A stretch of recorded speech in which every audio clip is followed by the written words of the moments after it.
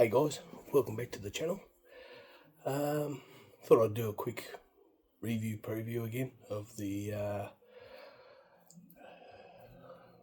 Everton game and Newcastle, which is on at 6 o'clock tomorrow our time, which is a bit of a bummer because that bloody strange thing called work will probably get in the road. Probably have it on in the background, trying to get a peek of it every now and again.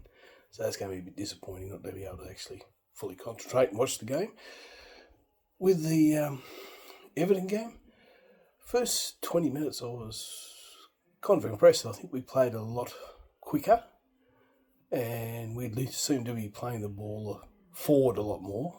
Still, we weren't creating a lot, but the speed of which we were doing things was going to be was a lot better than what it has been for the last few weeks. And I was impressed with Archie, which is a bit disappointing that I've just read some stage today that he'll be out for 8 weeks apparently, which is really, really disappointing and very, very hard on Thomas in regards to rotation, which is going to be a bit of an issue in the midfield and defence because he did play left back and did play centre back last year too, so he covers a multitude of positions. So having him injured now at this time with so many games come up is very, very disheartening, unfortunately. But might be an opportunity for Lucas to step up. I know he's had a couple of ordinary games the last couple of games, but I know we all know it's in him that he'll develop into a great player. So hopefully this might be his opportunity to grab the bull by the horns and give it a good red hot crack. So there, 3-0 away. 3-0 away from home. First loss for Everton at their new home ground. So can't really complain, can we? You read on X, and I'll be honest, probably. I'm guilty of saying, we're not playing attractive football, but fair dinkum, 3-0. You're not going to you win 3-0 every week and not play well. Who cares? We won. That's it. The quad is still on. We'll find out tomorrow morning if the quad is still on. And the rotation thing is going to be a bit hard now. So I wonder, does Mickey get a spell? Do we try Polina back at centre back like we did that other game? Have Danso, Polina, Spence and Porro. Again, you look at these players and Porro's played a lot of it. Kudus, I think he'll need a rest because a lot of our attack revolves around him and he's played a lot of minutes. We have Johnson, Tell, or Johnson, Richarlison and Odebear up front. That might be the go. Midfield, that's again Bentancur. Do we have Bentancur, Bergval, and Xavi? I don't know. It's gonna be a tough challenge for Thomas this week, especially And then we've got I don't know who we've got on the weekend. I'll have a look at that. That's bad. And then midweek we've got Copenhagen. So again, the games just keep flowing in, and with the injury toll starting to mount, this rotation is going to be more difficult. We don't want to lose Mickey for any length of time. Maybe Polina and Bentancur 45 minutes each on for tomorrow's game might be an option. Centre backs. We're a bit skinny there with Romero out. Davies, who knows if he's even fit? Do they risk him, or is he still injured?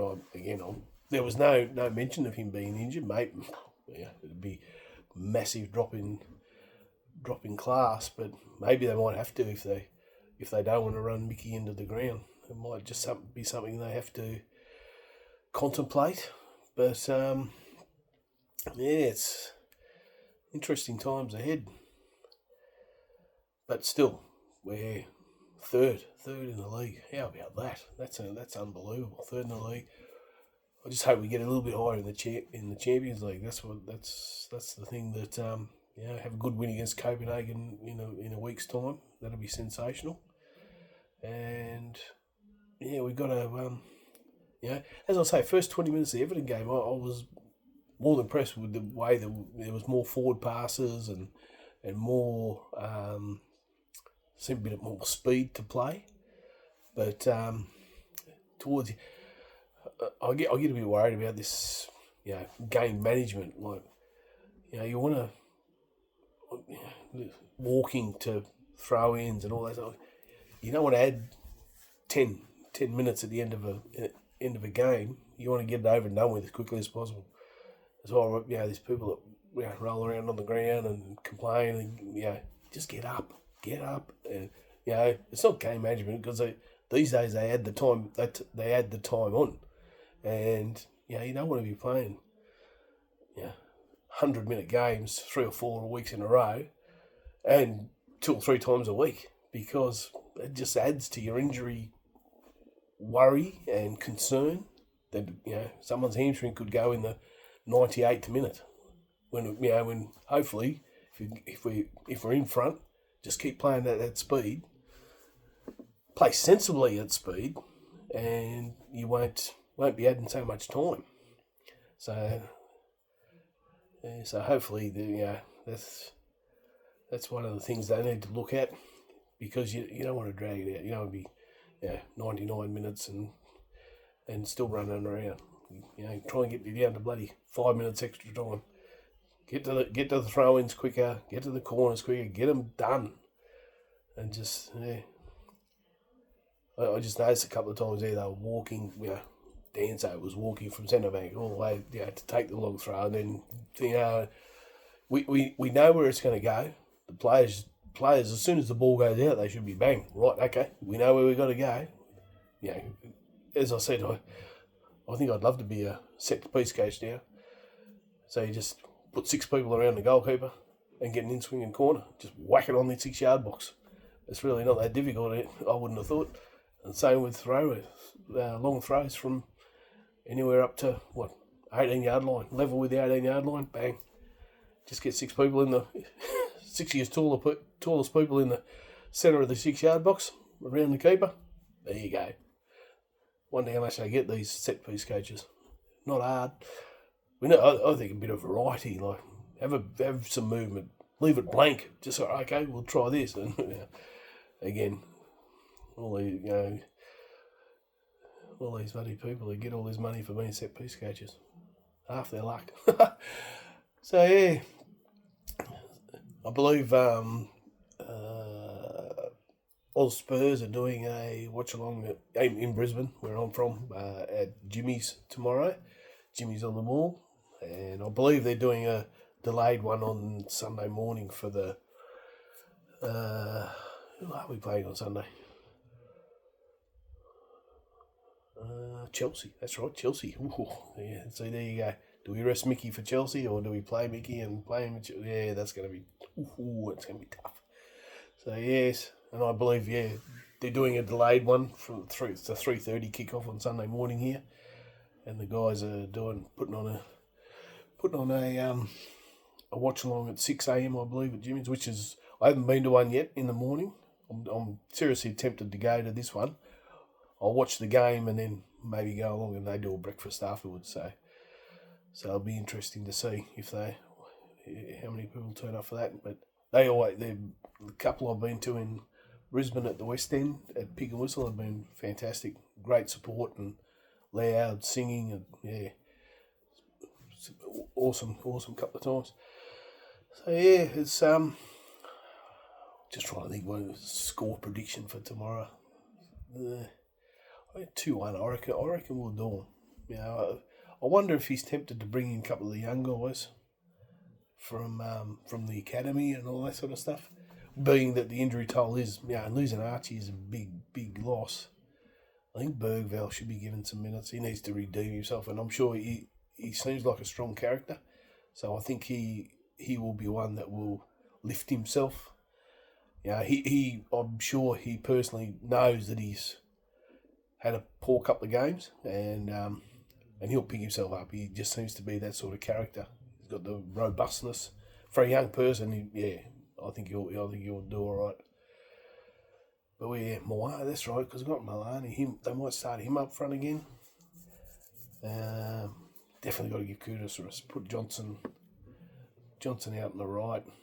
As much as he gets lambasted for not taking play, I noticed he did do a couple of take-ons in the game. On the last game against Everton, he actually took a player on. I think a few people fell over when they saw that.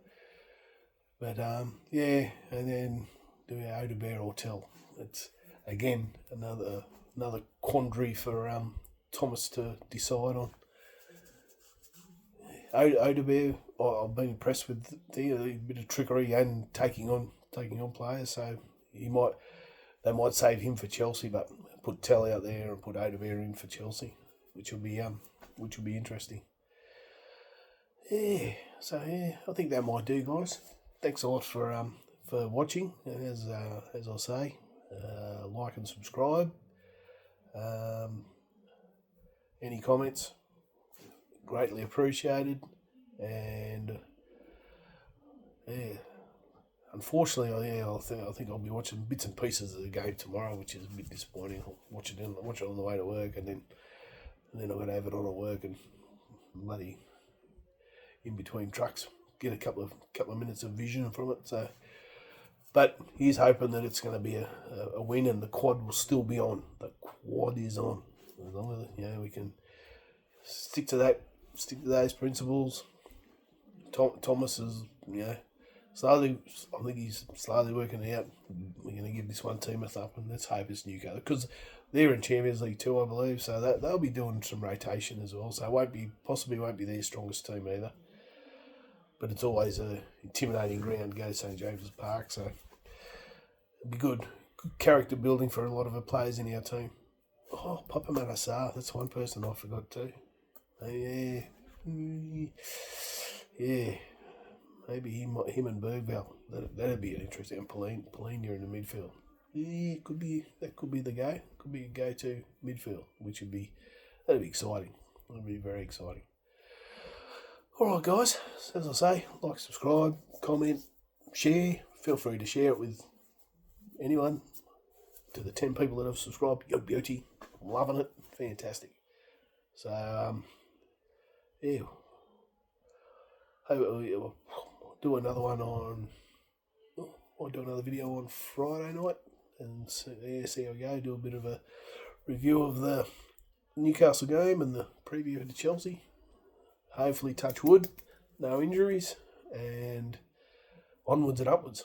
All right, here we go. Come on, you Spurs. Let's go.